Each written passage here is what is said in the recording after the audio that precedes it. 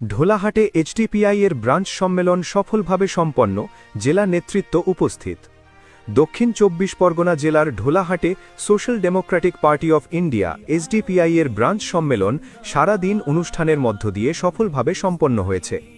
রায়দিঘি ও পাথর প্রতিমা বিধানসভা কমিটির তত্ত্বাবধানে নুইনতলা মোড়ের ইকবাল ভবন গেস্ট হাউসে অনুষ্ঠিত এই সম্মেলনে স্থানীয় নেতাকর্মীদের মধ্যে সাংগঠনিক শক্তিবৃদ্ধি ও ভবিষ্যৎ পরিকল্পনা নিয়ে ব্যাপক আলোচনা হয়েছে।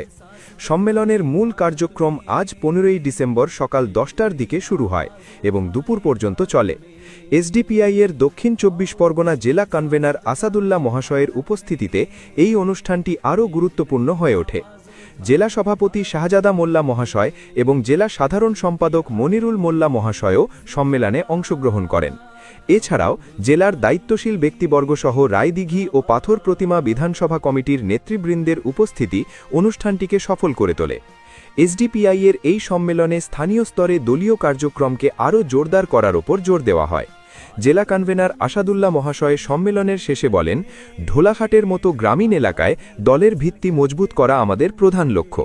এই সম্মেলনের মাধ্যমে আমরা নতুন পরিকল্পনা গ্রহণ করেছি, যা স্থানীয় সমস্যা সমাধানে সহায়ক হবে।